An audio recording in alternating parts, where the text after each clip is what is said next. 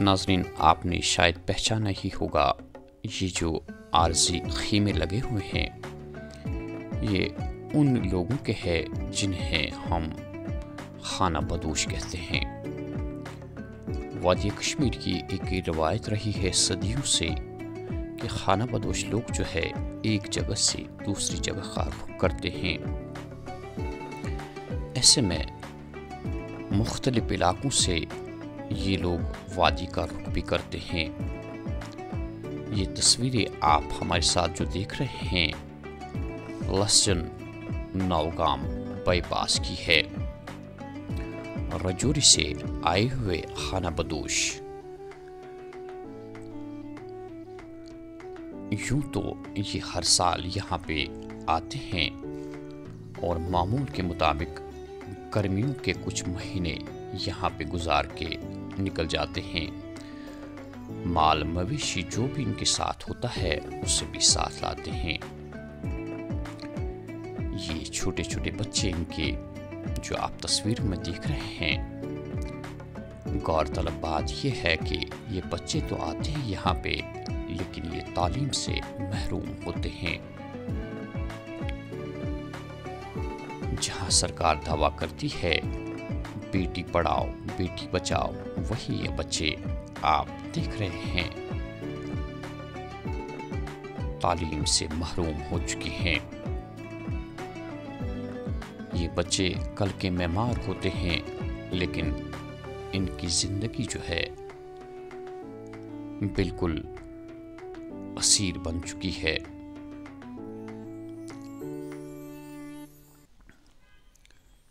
पहाड़ियों पे इनकी जिंदगी गुजर जाती है।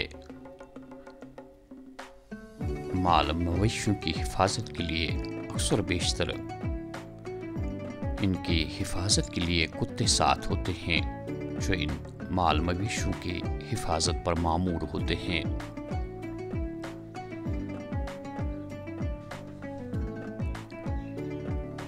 अगरचे इनकी जिंदगी काफी खुशहाल जिंदगी होती है लेकिन ताहम कुछ बुनियादी सहूलियात से ये महरूम होते हैं।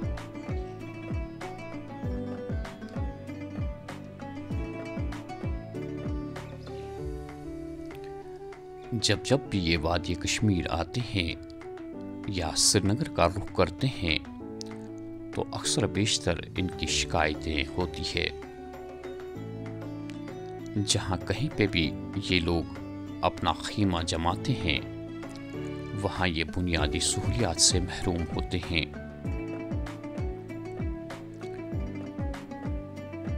सरकार की तवज्जो अगर इनकी जानिब हो तो इन पे बहुत बड़ी मेहरबानी होगी। आरज़ी ख़ीमे लगे होते हैं, बारिश जब भी आती है तो मुसीबत का शिकार हो जाते हैं ये लोग। इन ख़ीमों में इन्हें रात भर अंधेरे में बैठना पड़ता है।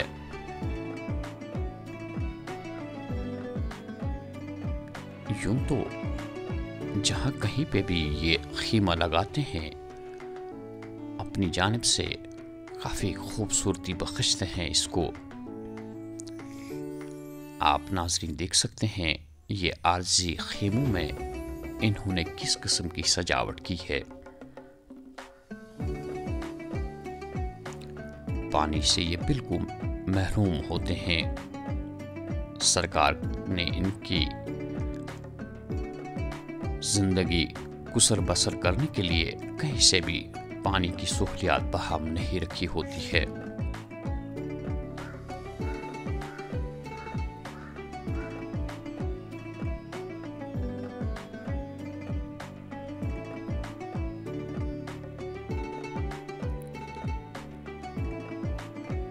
पकाने के लिए भी इन्हें मुश्किलात से दो चार होना पड़ता है। लकड़ी ढूंढनी पड़ती है और उसी से अपना गुजारा करते हैं, खाने पीने का बंदोबस्त करते हैं। हमारा नाम अब्दुल वाहिद है। मसला ये जनाब, हम रहते तहसील 63 डिस्ट्रिक्ट रजौरी का। हमारा ये मुतालबा जनाब गवर्नमेंट के आगे हमको बच्चों का स्कूल होना चाहिए, हमारे बच्चों को पढ़ाई होना चाहिए। और ये बोलते हैं हमको कोई पानी होना चाहिए, हमको कोई टेंट होना चाहिए और राशन होना चाहिए, हमको कुछ नहीं मिलता है। जो माल मनीषी है वो थोड़ा थोड़ा से जनाब वो पीर पंजाल पर मर जाते हैं। वो गवर्नमेंट और क्या करती हैं, बोलते हैं जाकर देखो कितने कितने चक्कर लगाए हैं, हमको कुछ मुआवजा नहीं मिला, कोई दूसरा बात नहीं है। हमारे लिए भी गवर्नमेंट है जो हमको भी कोई यादगिरी रखें। वो दावा करती है हमारे पर, हम ही दावा करते हैं उन पर। हमको भी कभी राशन मिलना चाहिए, सोलर लाइट मिलना चाहिए, कोई बच्चों के लिए टीचर चाहिए जनाब, और खानी बदोश को कभी 5-5 मरला या 10-10 मरला इनको भी कभी देती जाए। देखिए गवर्नमेंट के कुल बहुत ख़जाना है जनाब, इनको बच्चा पढ़ाएंगे कौन सा कमी नहीं आती है जनाब। हमारे लिए भी कोई ना कोई बंदोबस्त करो जनाब। हम ये नाम बताइए अपना। मेरा नाम सर मोहम्मद इसाक, तहसील त्रिया, डिस्ट्रिक्ट राजौरी से हूँ। पहले तो आपका हम शुक्रिया अदा करते कि जो गरीब एवाम के पास आप आए, हमारी बात आगे आला हकाम तक पहुँचाएँगे।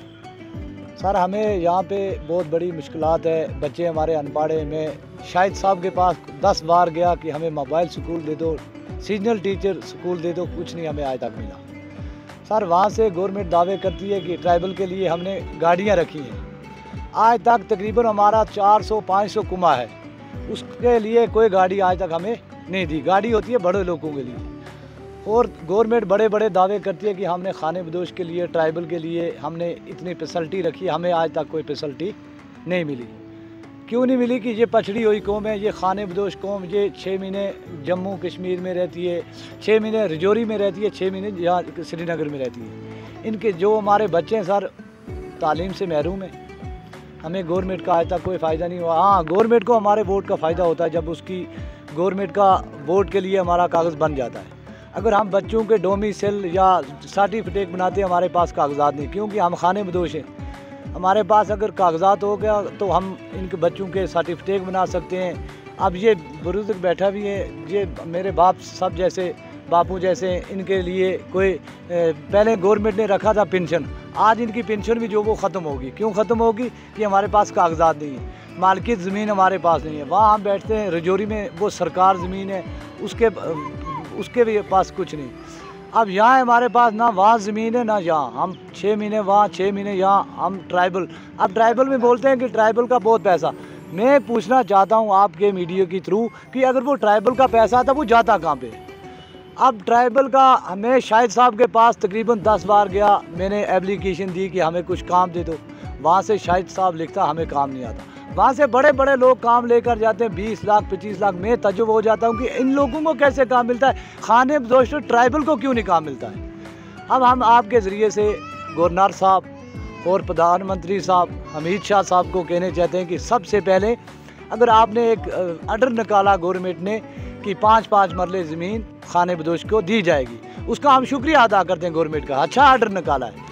मगर हम ये बताते हैं कि पहले जो पछड़ी हुई कौम खाने बदोश ट्राइबल, इसकी वेरीफाई की जाए, इसके पास कितनी ज़मीन, कितना गवर्नमेंट को इसका फ़ायदा हुआ, तो इसकी वेरीफाई की जाए। इस वक्त हम लज्जन बाईपास में सर, हमें यहाँ रहने के लिए जगह नहीं है, अगर हमारा कोई गुजर जाए उसके लिए कब्रिस्तान की जगह नहीं है।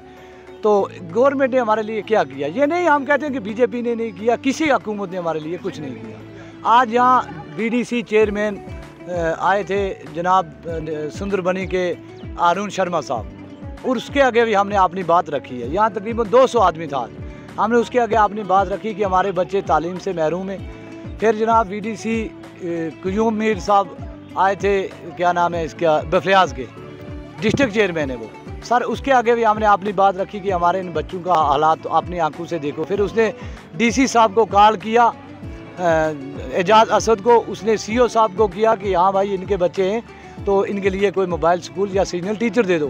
तो अब सीओ साहब ने मेरे को कॉल किया था कि हाँ हम आपको सीजनल टीचर देंगे, तो आप मेरे पास आना। अब मैं कल या परसों उसके पास जाऊँगा, हो सकता है हमारे बच्चों का कोई मकसद अच्छा हो जाए। ये हमें यहाँ राशन भी नहीं मिलता है, और टेंट देख लो सर, ये फटी हुई तरपाल है, हमें यहाँ टेंट भी कोई नहीं मिलता है, कोई बिजली नहीं है, कोई सोलर हमारे पास लाइट नहीं है। अगर बच्चे पढ़ जाएं तो बड़ी बात है, अगर सीजनल टीचर हो जाए, राशन हो जाए, टेंट हो जाए। यहाँ अगर 5 मरले, यहाँ एक जगह में ज़मीन है, 2 जगह में ज़मीन है, 18 मरले 7 कनाल, 676 और 699 वो सरकार में है। तो सर अगर उसमें से हमें 5-5 मरला दिया जाए तो गवर्नमेंट का शुक्रिया अदा करेंगे हम।